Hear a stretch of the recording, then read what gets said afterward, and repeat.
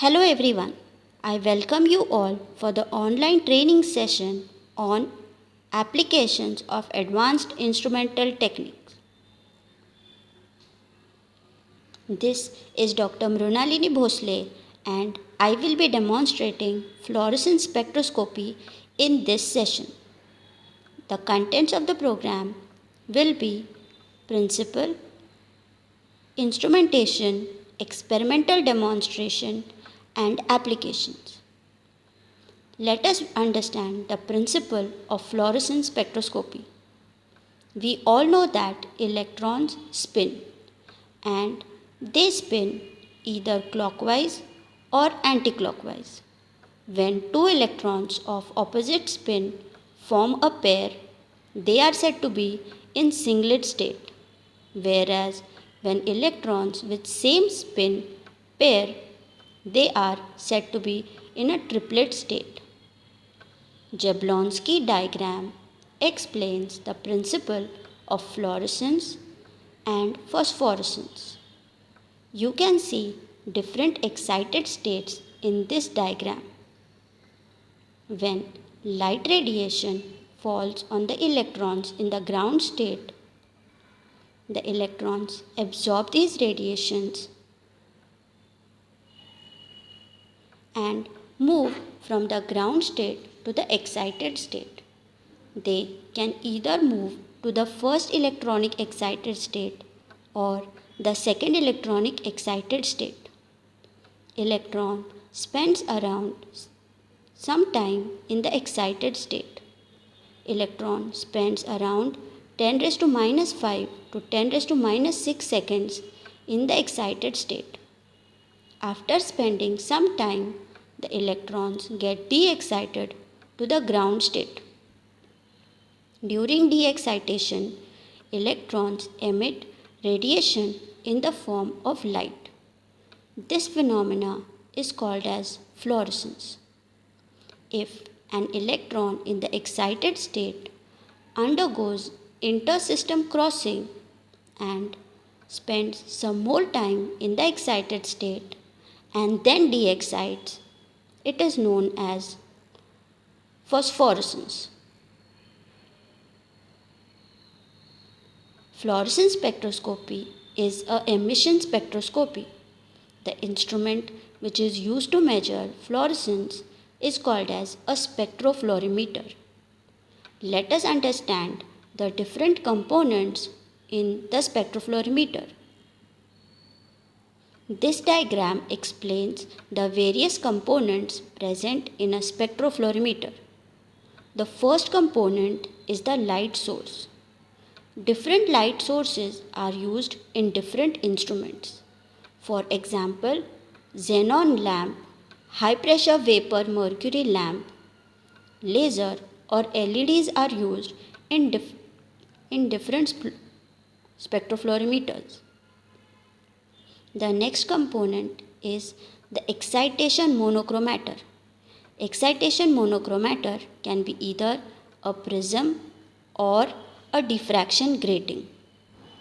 Excitation monochromator allows only specified wavelength to fall on the sample. The sample holder is the one in which a sample is placed. The next component is the analyzer monochromator. Analyzer monochromator can also be a prism monochromator or it can be a diffraction grating. It must be noted that analyzer monochromator is placed perpendicular to the sample holder. The last component is the fluorescence detector.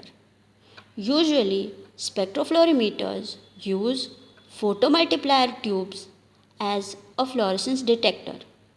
Photomultiplier tubes are used because they measure low intensity radiations very easily.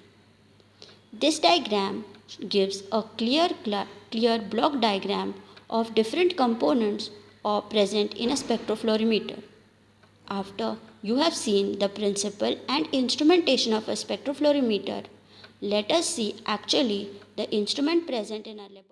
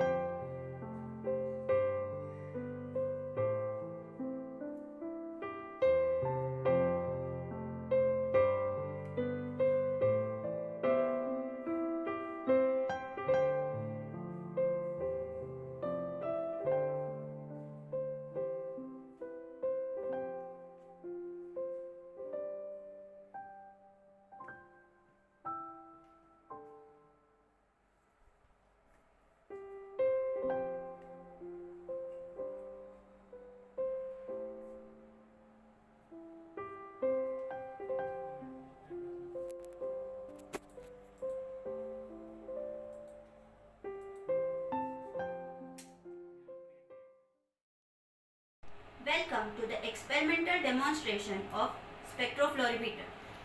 This is the spectrophlorimeter present in our laboratory. This spectrophlorimeter is of Jasco company, model number FP8200. This fluorimeter has special features you can see inside. The light source in this spectrophlorimeter is xenon lamp. Primary filter in this spectrophlorimeter is prism monochromator. This is the sample holder. This is the secondary filter. Secondary filter is also prism monochromator. The detector is placed at the back of the instrument. The detector is connected to the computer with the help of a software known as Spectra Manager. Spectra Manager icon is visible on your desktop. In order to begin an experiment, you should double click on Spectra Manager. Once you double click on Spectra Manager, this toolbox opens. Here you can record spectra measurement, 2-dimensional measurement, 3-dimensional measurement and time course measurement. In today's experiment, I will demonstrate to you spectra measurement, that is a 2-dimensional measurement of bovine serum albumin. For that, first click on spectra measurement and OK.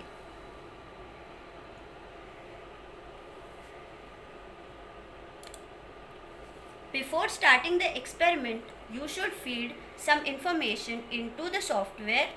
You should know the lambda max of the sample. In order to feed the data, you should go to measure parameters.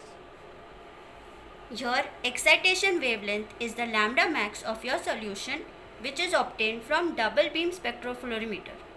Here I have fed 365, which is the lambda max of bovine serum albumin. Excitation bandwidth and emission bandwidth is kept 5 nanometers in order to get a thin beam of light to fall on the sample. I am scanning the sample from 300 nanometers to 600 nanometers. After feeding all the information, you should click on OK.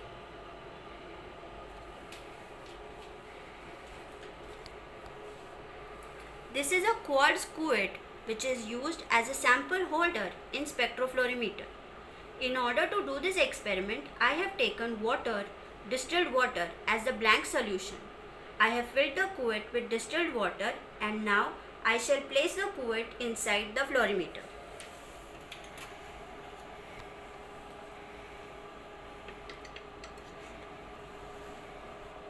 Once the sample is placed, you need to make sure that you close the lid of the fluorimeter and then move to the desktop.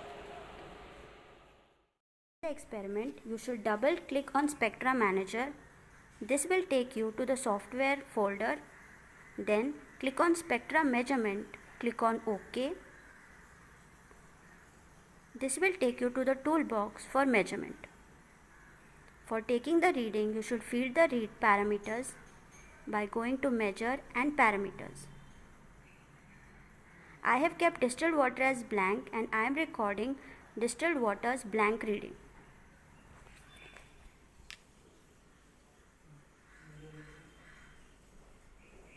The instrument automatically subtracts the blank reading and displays it to us.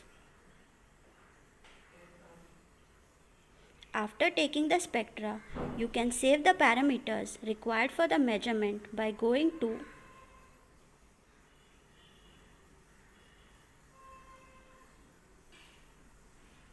File, Save Parameters.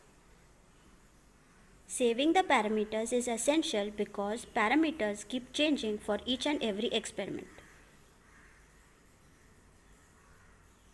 After the spectra is completed, the spectra is automatically opening in Spectra Analysis window. Since this is a blank spectra, it will not open in this window.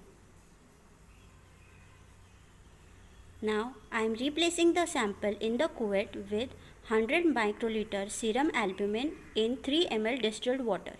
Serum albumin is a fluorescent compound, therefore we shall record the 2D fluorescence spectra of serum albumin. After placing the sample in the cuvette, we should check whether the parameters we have set for blank are correct. If they are correct, then we can record the spectra of the sample. On the left hand side, all the parameters are being displayed. Once the sample is placed, click on Sample button, then the spectra of the sample will appear. This is the excitation spectra of serum albumin. After the completion of the spectra directly opens in spectra analysis. Here you can process the spectra. First, you should save the spectra in the software format. It will be saved in your folder.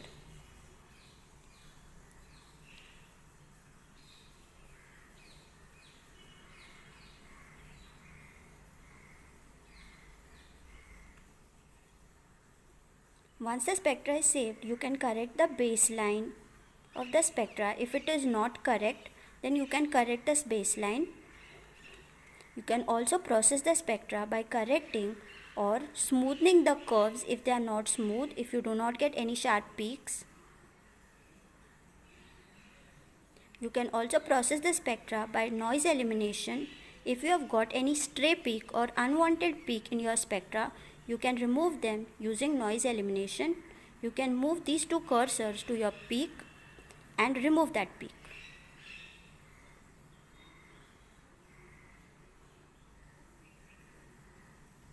You can also do corrections like deconvolution, filter changing, cleaning the spectra using the correction tool.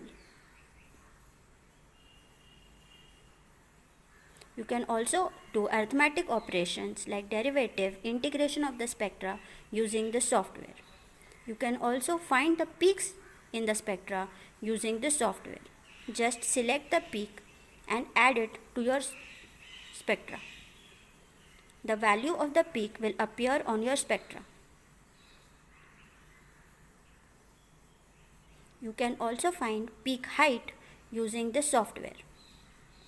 Select the peak and its height will be displayed on the top left.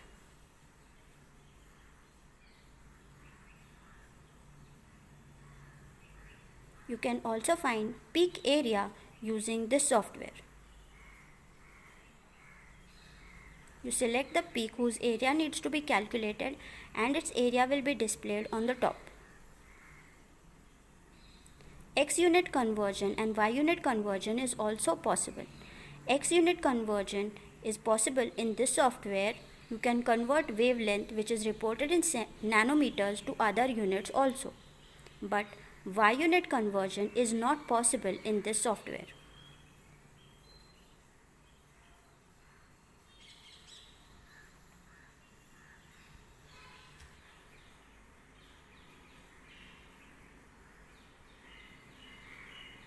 You can also deconvolute and calculate quantum yield of a spectra using this software. Now, I am exporting the file to CSV file, which is a readable file outside the software.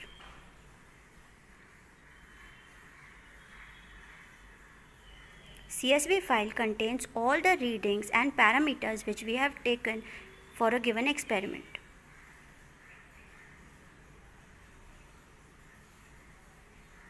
Now I am showing you a CSV file of this experiment. This file has each and every reading, instrument's name, all the parameters for a given experiment written on it. It also has the date and time of measurement.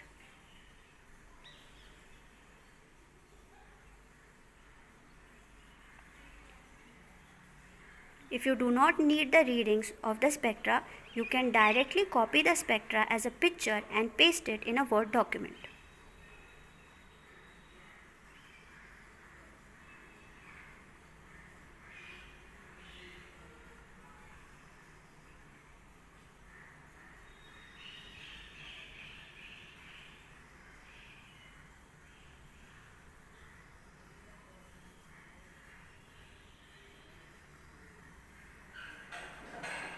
This is how the spectra looks like. Now I will show you, if you take a series of readings and you want to overlay those readings, what is to be done. For taking an overlay, first you should open the initial spectra on whom the overlay needs to be done. I am showing you a set of saved readings and I will explain you how overlay is done. First we will open one spectra and do overlay on that spectra.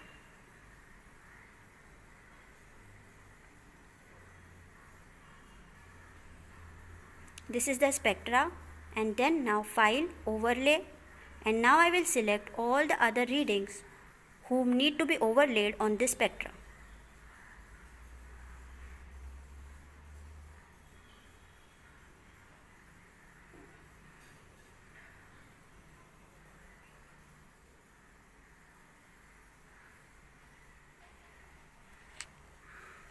This overlay explains decrease in fluorescence or fluorescence quenching on addition of drug to a protein.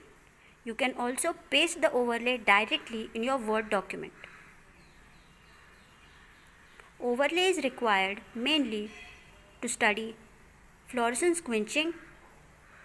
Fluorescence quenching is of two types: static fluorescence quenching and dynamic fluorescence quenching, in which the fluorescence intensity of the parent molecule decreases on addition of the ligand.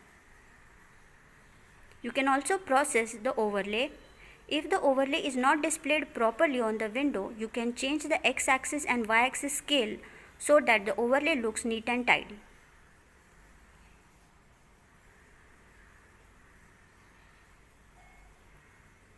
This is all about a two-dimensional fluorescence spectroscopy.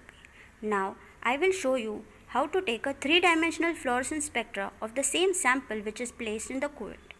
In order to take a 3D spectra, first close all the readings of 2D spectra and go to the home page and move to 3D spectra measurement. You can also do quantitative and qualitative analysis from using fluorescence spectrum.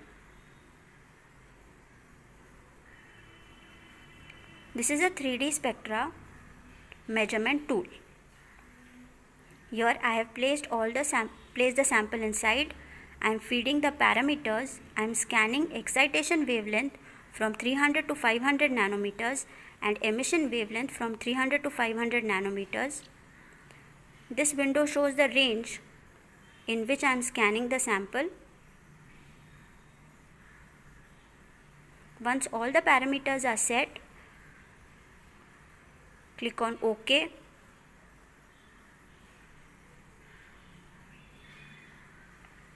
And since the sample is placed already, on the left hand side you can see all the parameters which you have saved and click on sample. This window is showing the 2D spectra of the 3D measurement. This window is showing 3D spectra.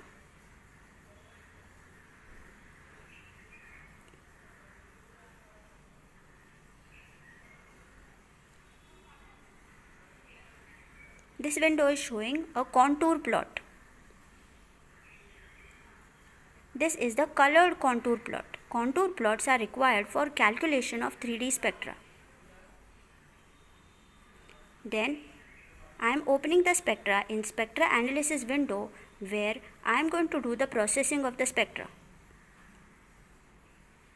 Since I am interested in looking at the conformation of the protein, I will be looking at the 3D structure of the spectra.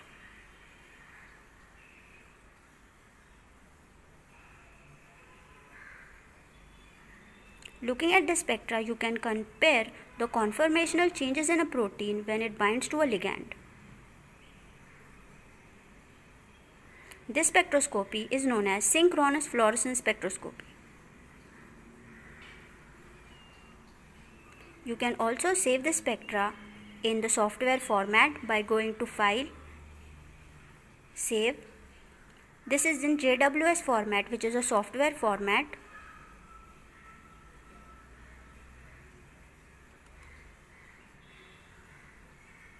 Later on, we will export the file to CSV file so that we get readings and we can plot it outside also.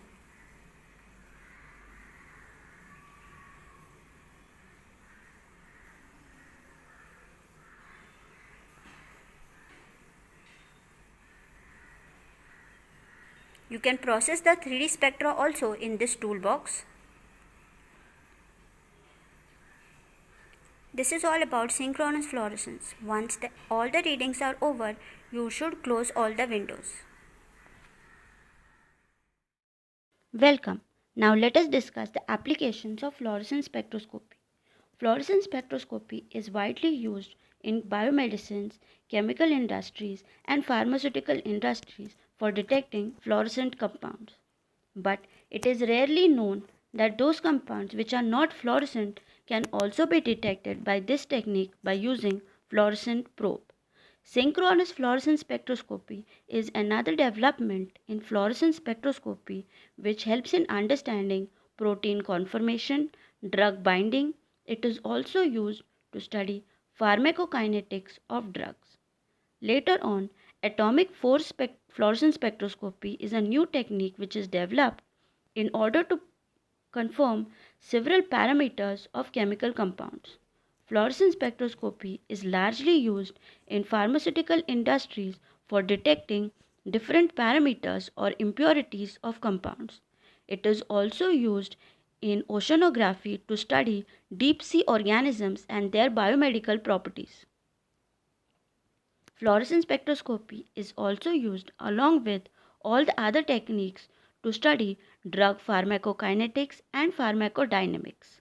Here, whatever experiments I have performed, they are related to the study of pharmacokinetics of drugs.